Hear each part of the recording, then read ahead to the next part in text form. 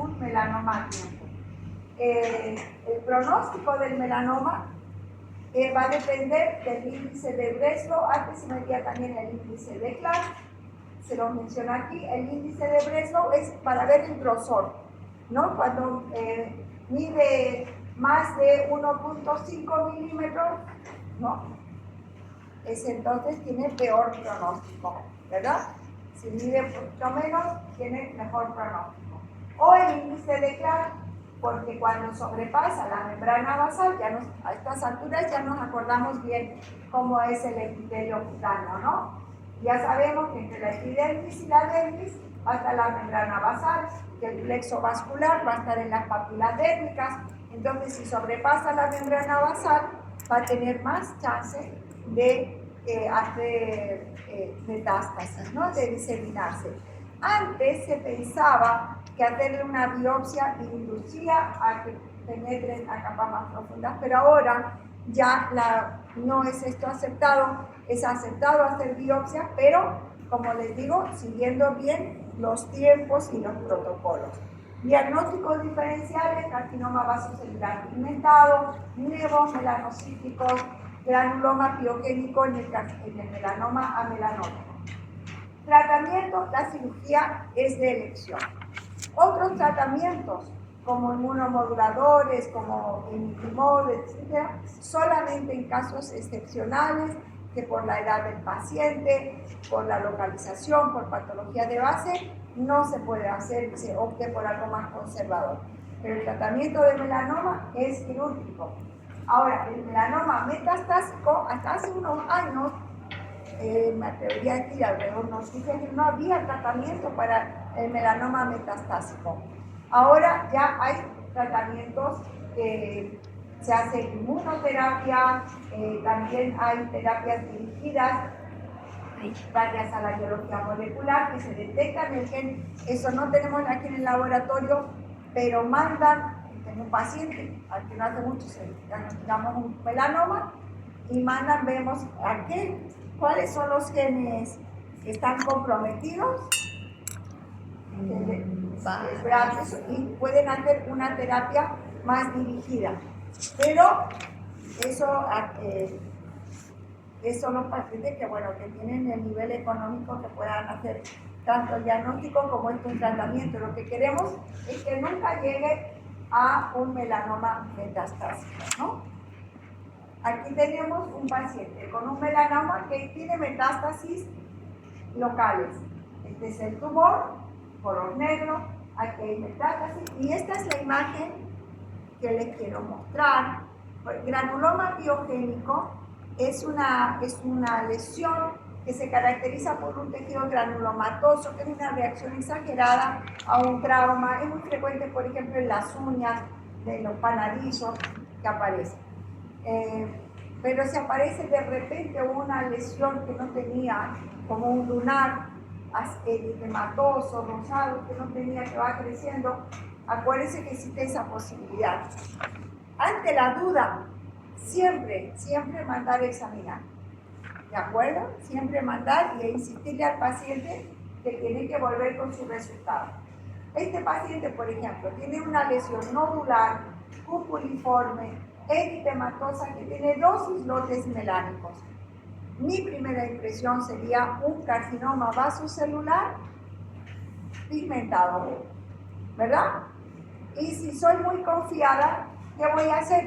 Como el vasocelular con un margen de medio centímetro, estoy a un lado, estoy bien, le saco y listo. Y resulta que es un melanoma. Pero este melanoma, dependiendo de la penetración, va a necesitar un margen de 1 centímetro o de 2 centímetros, o va a necesitar la detección del ganglio centinela, tal vez va a necesitar inmunoterapia, va a necesitar toda una valoración. Entonces, sean cautelosos con los lunares, ¿de acuerdo? Y no es un mito que le lograron un lunar y se hizo cáncer. No, era ya un cáncer que no fue diagnosticado correctamente y tratado correctamente. ¿De acuerdo? Ahora, ¿Cómo detectamos el melanoma? El ABCD de los lunares. A de asimetría, B de bordes, C de color, D de diámetro, E de evolución. Esta es una lesión de color negro, mide más de medio centímetro, de bordes irregulares, es asimétrica porque si lo doblamos, en un lado no va a tener la misma forma que el otro. Fíjense cómo aquí se está expandiendo, estos bordes están como dentados, se están prolongando. Aquí la dermatoscopía es muy valiosa para detectar si es una lesión benigna o es maligna. Esta imagen para recordar, que creo que estaba en la primera diapositiva y no se lo nombré, que el melanoma no solamente, aquí está nuestro nombre, no solamente está en la piel de los melanocitos de la epidermis, mucho más raro, pero puede haber melanomas de otra, puede haber melanomas de melanocitos de la dermis, por ejemplo en un nevo azul, poco frecuente, pero puede suceder, ocular, en meninges, mucoso. Son lesiones mucho más raras, por supuesto, pero pueden haber. Ahí está el ABC de los lunares. Ahora, la evolución es importante porque entre 20 a 25%, algunas estadísticas 30% de los melanomas va a surgir a partir de un nevo melanocítico, o sea, de un lunar negro. Entonces, un lunar que teníamos, que puede tener de nacimiento y que comienza a cambiar, a crecer, a picar, a sangrar, a cambiar de color a cualquier color, tienen que ser valorados adecuadamente. Ahora, hemos hablado de fotoprotección y quiero, si no saben, informarles, contarles, o si no recordarles, que los fotoprotectores son sustancias químicas orgánicas o inorgánicas que van a protegernos de la radiación ultravioleta, sea porque absorben la radiación o sea porque la reflejan. Los inorgánicos son los que más son físicos, son los que más reflejan y se dan más, lo que más utilizamos en los niños. A partir de los 6 meses de edad ya está indicado el uso de protectores solares, siempre orientar los horarios. Entre 11 y 3 de la tarde evitar el sol. Cuando estamos en la playa o en exposiciones o en áreas de mucha exposición, o en el verano, entre 10 y 4, ¿no? La protección solar tiene que ser factor de protección, que se abrevia FPS, 50 más. Y tiene que especificar que es VA y VB. ¿De acuerdo? Y reforzar la fotoprotección en los niños y en los adolescentes. Estos son datos importantes que ustedes tienen que saber y transmitir a sus pacientes, a sus familias, cómo cuidarse del sol. El uso del protector solar cada 2 horas, eso no es muy factible en el día a día, pero tenemos que usar en la mañana, media mañana, mediodía. Si estamos por periodos muy prolongados y en áreas muy expuestas, sí puede ser cada 2 horas. Los tejidos que son sintéticos, implicados y de ropas oscuras, protegen más de la radiación, producen más calor, el negro, pero filtra mejor los rayos ultravioleta. Cuando se mojan los tejidos, decrece esa protección y evitar el bronceado o que el bronceado en la cama solar es más segura que la quemadura. Bueno, que te vas a quemar mucho, pero es como cuando uno quiere la justificación, le pregunta, ¿qué es más seguro, que me broncee al sol o que me broncee en la cama solar? Las dos cosas están mal. ¿Qué es mejor, fumar 10 cigarrillos o 20? Está mal fumar, nos hace daño. Y lo mismo es, pero a veces quieren justificación. Es la imagen que me gusta. Sí. Bueno, y ahora, rapidito, vamos a hablar de otras neoplasias malignas no relacionadas con la radiación ultravioleta. Hablamos de la micosis fungoide, que es un linfoma de células T que aparece a nivel células T, de linfocitos T primarios de la piel. Se llama micosis fungoide porque quien describió por primera vez tenía grandes tumores que parecían hongos. Entonces, por eso le pusieron el nombre de micosis fungoides. No se van a confundir que es un linfoma. Se inicia en la piel, tiene una evolución larga, puede durar 10, 15 años en la evolución, inclusive hasta el diagnóstico.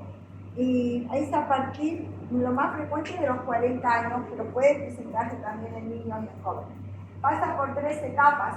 La primera etapa se caracteriza por lesiones eritematoescamosas, que pueden ceder con el uso de corticoides, pero si no se da la dosis adecuada, va a ir a la segunda etapa, donde aparecen ya placas violáceas, infiltradas con nódulos, y la tercera etapa, que van a ver a exacerbación de las lesiones preexistentes y lesiones nuevas con tumores y nódulos que se van a tender a ulcerar, que tienen compromiso sistémico. Dependiendo de la etapa, el tratamiento con corticoides tópicos sistémicos, aunque una vez que diagnosticamos un linfoma, lo vamos a encaminar a hematología o lo vamos a encaminar a oncología para mayor seguridad y dar tratamientos más adecuados como la quimioterapia o la fotoquimioterapia. Perdón. Como todos los linfomas, el diagnóstico a veces es muy difícil, inclusive el diagnóstico anatomopatológico, y a veces se requieren varias biopsias a lo largo de los años de un lugar, del otro, y se requiere inmunohistoquímica, que son los marcadores de linfocitos. Miren, aquí tenemos una paciente con lesiones, aquí hay algunos nódulos eritematosos, pero aquí hay unas placas eritematoescamosas, que puede parecer una dermatitis de contacto alérgica. Como es crónico y como mejora con corticoides, va a mejorar, pero vuelve y cada vez es más extenso. Entonces, cuando hay falla del tratamiento, tenemos que plantearnos dos cosas.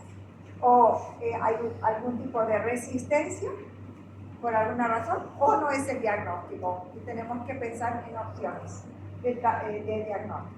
Y tenemos que ir más allá, ¿no? Es importante el tratar de fidelizar al paciente, a sus pacientes, ¿no? Que vuelvan con ustedes, pero es frecuente también que los pacientes van cambiando, buscando otras opiniones y están en su derecho.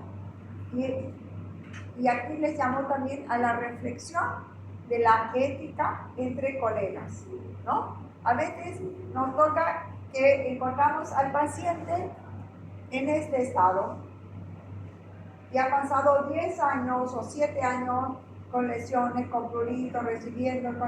Entonces, a veces algunos colegas pueden decir, pero qué barbaridad, como esto no le van a hacer esto, como le hicieron esto, qué barbaridad, no sabe nada. Entonces le echan la culpa a los colegas, pero ya sabemos que hay linfomas que son difíciles de diagnosticar clínicamente y anatomopatológicamente. Claro, cuando llega en este estado, la clínica y la patología va a ser mucho más clara, pero al principio no. Entonces, tengamos cautela también cuando hablemos, nos referimos de nuestros colegas, lo cual no significa el cubrir al colega cuando ha hecho cosas que están equivocadas, ¿no? Si hay cosas que son realmente falta de ética, que eso también desgraciadamente se ve, tenemos nuestros mecanismos para denunciar, para eso está la sociedad científica, para eso está el colegio médico, cuando sabemos de colegas o situaciones que evidentemente hay mala praxis. El año pasado, nomás recién hubo un caso de una persona que ni siquiera era médico, que estaba haciendo colonoscopías, endoscopías. Entonces, evidentemente ahí puede ser que llegue un paciente con complicaciones serias y que no sea una vez que recibimos y digo, bueno, ¿qué está pasando? Vamos a ver, para eso tenemos nuestros estamentos para ver qué es lo que denunciar esa situación. Pero hay otros colegas que también tienen la lengua mal. Y lo mejor para reforzar su yo es echar pestes al colega. Pero Estamos aprendiendo las cosas que son de manejo más. Es una forma de linfoma que se llama síndrome de Sézary, S-E-Z-A-R-Y. Es un linfoma crónico. Miren, aquí no tienen placas violáceas, no tienen nódulos. Es solo eritema con escamas generalizadas. En verdad, esto clínicamente se llama eritrodermia exfoliativa. Un paciente que llega con eritema y escamas toda la vida. Prurito insoportable. Realmente tiene un prurito que no calma con nada. Ahora, una eritrodermia foliativa puede darse por medicamentos, puede darse una dermatitis atópica, puede darse una dermatitis seborreica, puede haber una psoriasis eritrodérmica, puede haber una pitiliasis rubra pilar. Hay varias entidades que pueden manifestarse de esa forma. Aquí requieren biopsias en varios lugares e inmunohistoquímica para llegar al diagnóstico. Para terminar, sarcoma de Kaposi. Asociamos, nos dicen sarcoma de Kaposi, SIDA, ¿no? Pero recordemos que hay otras formas de sarcoma de Kaposi. Estos de aquí, el clásico y el endémico, que son más frecuentes en África, ¿de acuerdo?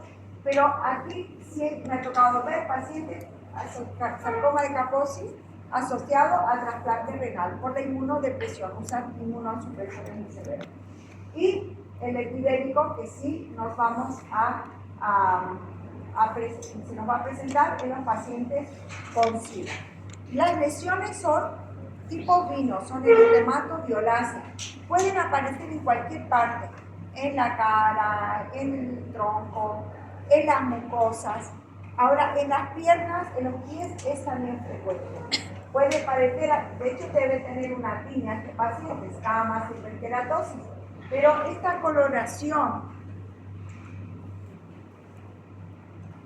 la presencia de pápulas, eritematos violáceas, tiene que llamarnos la atención.